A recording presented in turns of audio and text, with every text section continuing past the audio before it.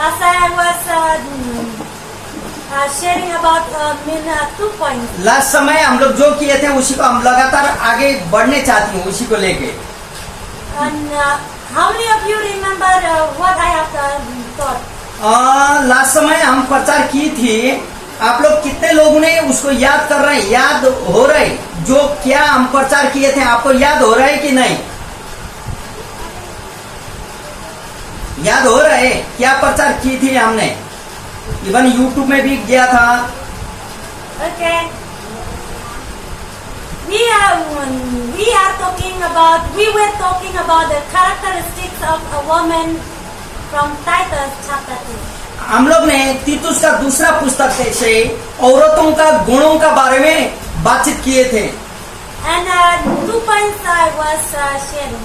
और दो पॉइंट को हमने बताई थी। And the first point is they should be reverent in behavior. और हमने पहला पॉइंट बताया था कि औरत लोग अपने आप में सम्मान की स्वभाव में रहना चाहिए। And the second point, और दूसरा पॉइंट था guard their own tongue. और अपना जीभ को कंट्रोल कैसे करना, अपना जीभ को बस में अपने आप को ले आना है बोल के हमने बताई थी। So that पढ़ रहे हैं 4 पद, ताकि वे जवान स्त्रियों को चेतावनी देती रहे कि अपने पतियों और बच्चों से प्रीति रखे और संयमी पतिव्रता, घर का कारोबार करने वाली, भली और अपने अपने पति के अधीन रहने वाली हो, ताकि परमेश्वर के वचन की निंदा न होने पाए। hallelujah. Hallelujah. Last time we were talking that the old woman last समय हमने बूढ़ी औरतों के बारे में बातें की थी। should teach the young woman बूढ़ी औरत जवान औरतों को सिखाना चाहिए how to love their own husband. पति को कैसे प्यार करना है बोल के सिखाना चाहिए बोल के हम बता रही थी।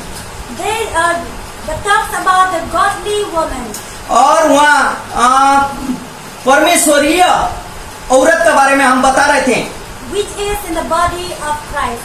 और यीशु का शरीर में रह कर कैसे बता सकते हैं या रह सकते हैं बोल के बताई थी। I'm not going to repeat again that same thing.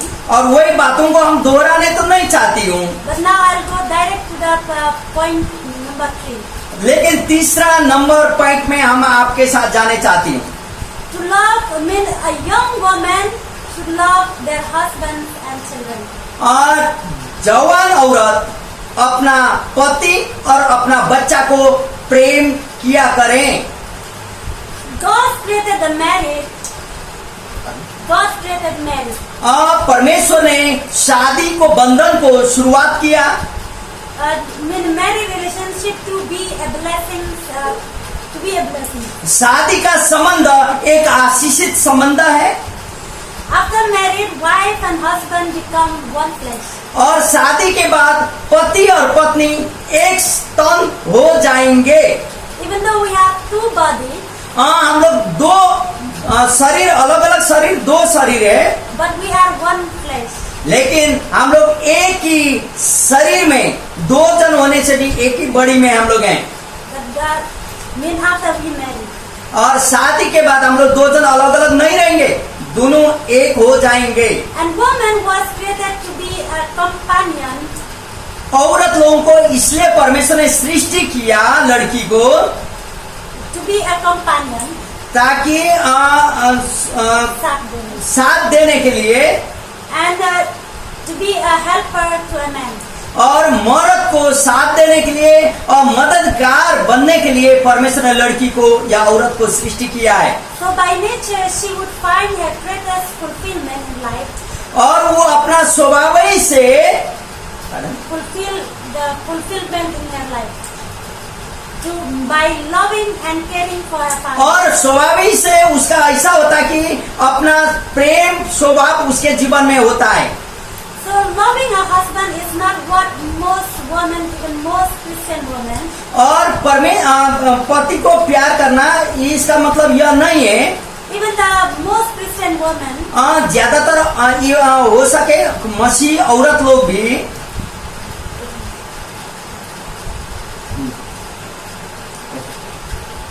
मसीह औरत लोग भी they think that loving a husband वो लोग सोचते हैं पति को प्यार करना is not how you feel towards your husband.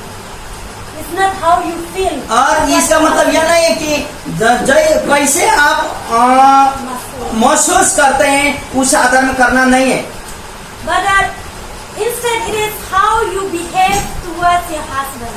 लेकिन कैसे आपका स्वभाव है, आपका हस्बैंड के प्रति आपने देखने नजरिया कैसे है, उसमें स्वभाव अंतर पड़ता है। How you treat your husband. कैसे आप ट्रीट करते हैं, बातचीत करते हैं कैसे पति के साथ, How you relate to your husband. कैसे आपका संबंध है पति के साथ। That's because love कारण प्रेम doesn't depend on the feeling. महसूस में निर्भर नहीं करता। So if we depend on the feeling, यदि हम लोग अपने आप को निर्भर कर लेंगे तो ये अच्छा नहीं है, निर्भर महसूस में नहीं। so that when we are happy, then we will love. जब हम लोग खुश होते हैं तब तक पति को प्यार करेंगे, But little bit when we get angry, और थोड़ा सा हम गुस्सा कर जाएंगे so we will not love. पति को प्यार करने छोड़ देंगे। But the love between wife and husband doesn't depend on the feeling.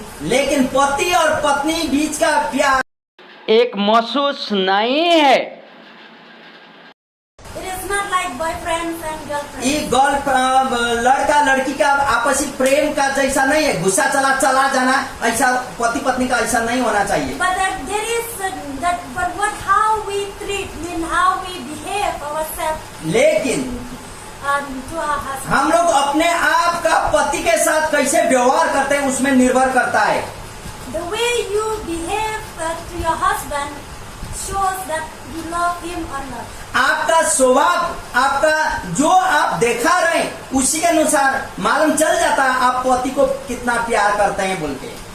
So that's why here in Titus chapter 2 verse 4, इसलिए यहाँ तीतस का चौथा अध्याय, दूसरा अध्याय का चौथा पद में that's why he said then they can urge the young women to love their husbands and children. ताकि वे जवान स्त्रियों को चेतावनी देते रहे कि अपने पतियों और बच्चों से प्रीति रखें। Here even the Christians family, हो सके मसीह परिवार में भी there are so many families, wife and husband, they don't love each other. बहुत सारे मसीह परिवार में भी पति पत्नी एक दूसरे को प्रेम नहीं करते हैं।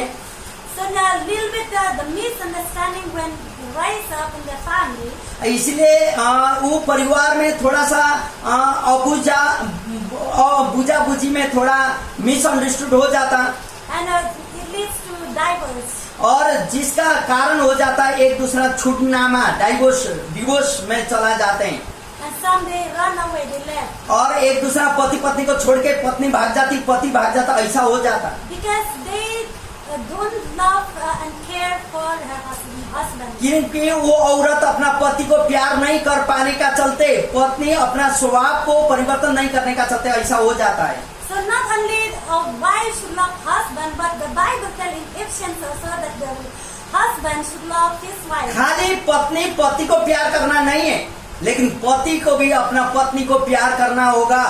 If there is no love between wife and husband, यदि वहाँ पति पत्नी के बीच में प्यार नहीं रहता, the marriage relationship is not strong enough.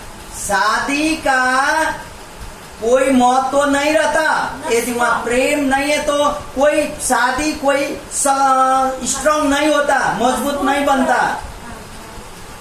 So love, it is love that binding them together. यही प्रेम है जो पति पत्नी के बीच में बंधन में रखता है। And when the wife and husband they love each other, जब पति पत्नी एक दूसरे में प्यार करते हैं, and there is no power here on earth can separate them. और यहाँ पृथ्वी में कोई ऐसा शक्ति नहीं है कि पति पत्नी को एक दूसरा से अलग कर सके। Hallelujah. Hallelujah. Because it is when you love, कारण जब आप प्यार करते हैं and you can easily forgive. और प्रेम करते हैं तो आप आसानी से क्षमा भी दे सकते हैं। And if love is there, वो प्रेम जहाँ रहता if we did not see the wrong things, और प्रेम जहाँ रहता वहाँ गलत चीजों को दिखाई नहीं देता।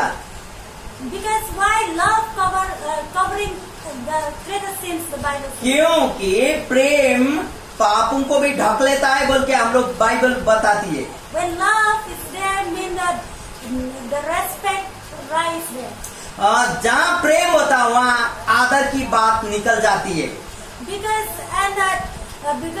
due to the lack of love, और जहाँ प्रेम कमी होता and then the small thing they start to quarreling and fighting. और जहाँ प्रेम नहीं रहता वहाँ छोटा छोटा बातों में पति पत्नी में झगड़ा हो जाता है। Because there is no love. क्योंकि वहाँ प्रेम नहीं रहता। Because there is no respect. वहाँ क्योंकि आदर पति पत्नी के बीच में नहीं होता। There is no care. वहाँ एक दूसरे में केयरिंग टेकिंग केयर नहीं होता। Because a wife, the Bible in Ephesians chapter 5 says a wife should submit herself to her husband. क्योंकि इफिसियंस का 5वां अध्याय, इफिसियों का 5वां अध्याय में बोलता पत्नी अपने आप को पति का अधीन में रखे बोलता। Let us read. हम लोग आइए पढ़े इफिसियों की पुस्तक 5वां अध्याय And verse 21 and 22. 21 और 22वां पद। Submit to one another out of reverence for Christ. Wives, submit yourselves to your own husbands as you do to the Lord. For the husband is the head of the wife, as Christ is the head of the church, his body, of which he is the Savior. मसीह के भय से एक दूसरे के अधीन रहो। हे पत्नियों, अपने अपने पति के ऐसे अधीन रहो जैसे प्रभु के, क्योंकि पति पत्नी का सिर है वैसे मसीह कलीसिया का सिर है और स्वयं ही देह का उद्धार करता है। आमेन। Amen. Wife should submit to her husband. पत्नी अपने आप को पति का अधीन में करना होगा। A wife that doesn't submit herself to her husband, यदि पत्नी अपने आप को पति का हवाले नहीं कर देती या पति को सरेंडर नहीं होती, it means that family, it will not look in the beauty of that family. इसका मतलब पति को हवाले नहीं करती तो वो परिवार एक सुंदरता परिवार या पूर्ण परिवार नहीं दिखाई देता। It doesn't mean that we have to submission. It doesn't mean that we have to make ourselves down for him. और सरेंडर करना अपने आप को, इसका मतलब यह नहीं कि एक जन नीचे हो गया, ऐसा नहीं है। Because wife and husband, they are equal. क्योंकि पति पत्नी समानता में है दोनों जन। And there is no one greater, there is no smaller. कोई वहाँ बड़ा नहीं है, कोई छोटा नहीं है पति पत्नी में, But दोनों समान है। a wife, लेकिन पत्नियाँ she should submit herself. अपने आप को पति का अधीन करना होगा। It means that she should obey her husband. इसका मतलब पति का आज्ञा को पालन करना होगा। There are so many families, the broken families. यहाँ बहुत सारे ऐसे परिवार को हम लोग जानते हैं। Why the families are broken? क्यों परिवार टूट रहे?